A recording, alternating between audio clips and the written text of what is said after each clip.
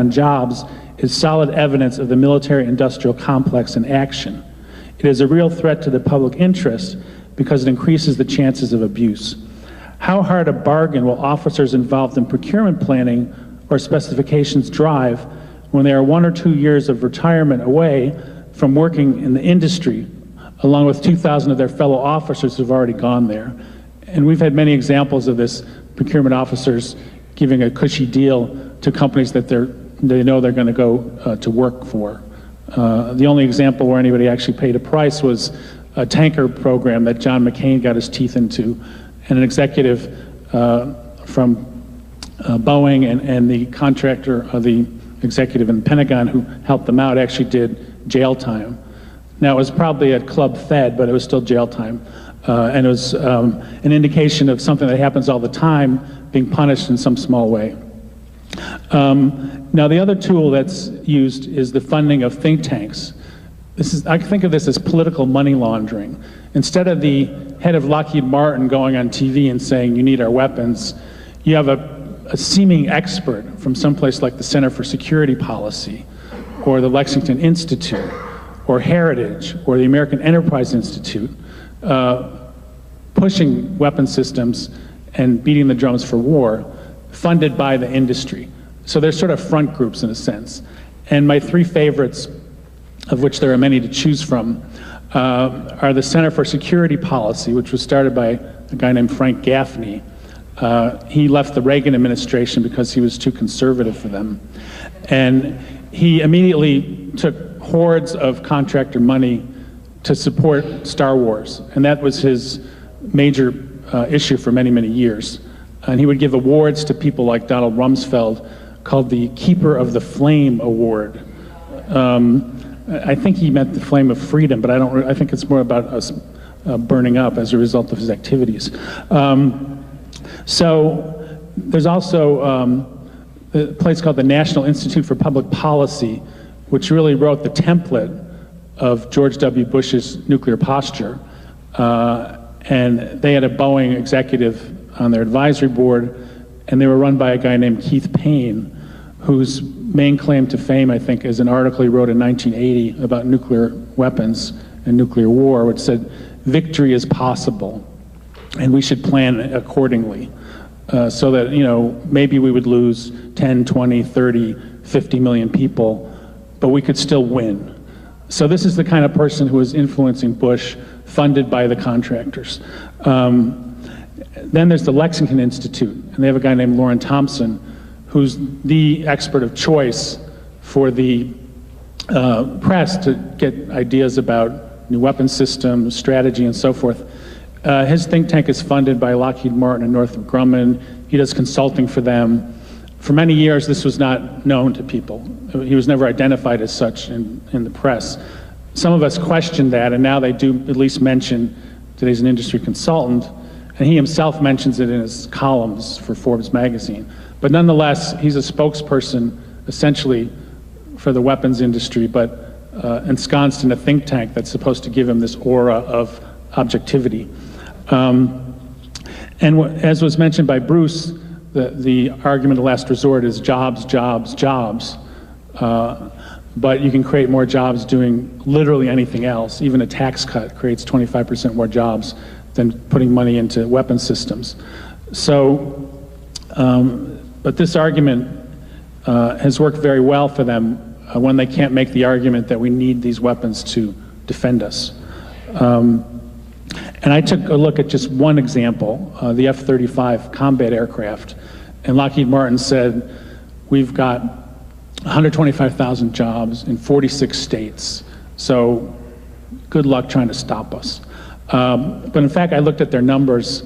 There were fewer than half as many jobs as they claimed, and most of them were concentrated in Texas and California. They weren't sprinkled all over the country like they argued. So in fact, that jobs argument, part of it is smoke and mirrors. There's no question that it's there, it has an impact in very important places, but they don't blanket the country. There's a lot of places that are paying in and not getting any money back from the military buildup. And the nuclear complex itself, of course, is spread widely. There are elements of the warhead complex in California, New Mexico, Nevada, Texas, Missouri, Tennessee, and South Carolina. And that's just for the warhead complex. To build the delivery vehicles like subs and bombers, there's Connecticut, Southern California. To put the missiles in the ground, there's North Dakota, there's Wyoming, there's Montana, and then there's bases in Georgia and Washington State for the subs. So they have definitely spread it around, and certainly they can motivate the Congress people from those districts on their behalf. But I do believe, despite that, that the military-industrial complex is not all-powerful, and that we can dismantle it if we work hard enough at it and mobilize enough people to do so. There's one more example of corporate influence I wanted to talk about, and it's something I call party favors.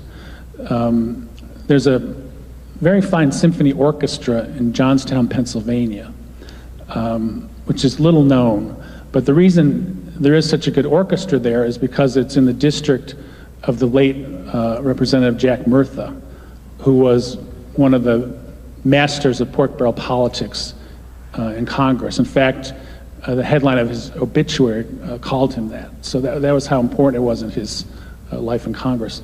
So anyway, the Johnstown Orchestra was his wife's favorite charity. The companies poured the money in as another way to curry favor with him. So it's sort of like any little angle they can find, they will use it. The University of Mississippi has something called the Trent Lott Leadership Institute, which sounds sort of like a contradiction in terms, but nonetheless it exists. And Lockheed Martin gave $1 million to help get that thing running when Trent Lott was the majority leader of the Senate. More recently, Buck McKeon's wife, Patricia, decided to run for the state legislator in the state of California, which costs a lot of money. And her big issue was she wanted them to stop charging for plastic bags at the supermarket. So lo and behold, Lockheed Martin and Boeing and others decided, we too are against paying for plastic bags at the supermarket. And that's why we're going to fund Buck McKeon's wife to run for the California state legislature. And they said this with a straight face when people asked them about the contributions, but of course it doesn't pass the laugh test. But it was yet another way to sort of circumvent what limited curbs there are left on political money to curry favor with a powerful legislature who's got his hands on the money spigot for the military-industrial complex. This is the controversial part of my remarks in the sense that, I don't know how many people believe this, but I certainly believe it myself, which is that the military-industrial complex is not 10 feet tall, we can beat it politically, and we shouldn't let this notion that they're all-powerful demobilize people when we're trying to get, when we're pursuing life-saving objectives like getting rid of nuclear weapons. So these are small examples, but I think they're indicative of what's possible. When Lockheed Martin wanted to keep Obama from canceling the F-22, he signed up 200 members of the House, 44 senators, many governors, the unions involved, to write to Obama and press him to keep building this thing. But because of pressure from non-governmental groups and the fact that Obama actually stood up and threatened to veto something, they were able to stop that. And the industry just assumed they were going to win. In fact, everybody assumed that. The press assumed it, many of my colleagues assumed it, and it's a small thing in that ocean of money that they get. But I think it's indicative of that they can be beat. The second example is the caps on Pentagon spending, which have been in place since the Budget Control Act. Now we can talk about how the industry's been getting around that by stuffing money in the war budget that's not related to the wars. But nonetheless, they're going to get $1 trillion less over the next decade than they wanted. So they're not getting their wish list. And this was driving them insane. So they had a huge campaign that said our economy was going to collapse if we made these modest cuts in Pentagon spending. They said we'd lose 1 million jobs. Well, in fact, many of the cuts were made, employment increased. That 1 million job loss never happened. And it's actually gotten to the point where even some members of Congress are a little skeptical that, lo and behold, maybe these people have been lying to us all these years. finally, because these things are so expensive and because our country has so many other needs, I think that's another source of support. And I see it, there's actually it's kind of a right-left convergence here. On the left, we know that our country needs many, many things, more than we need to spend $1 trillion on nuclear delivery vehicles over the next couple decades.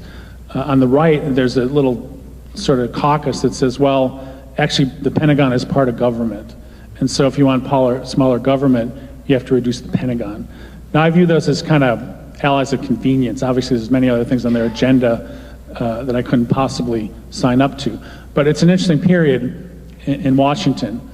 And I think as people get mobilized around these issues and related issues like campaign finance reform and climate change, I think we'll find that the Washington power system is somewhat in disarray.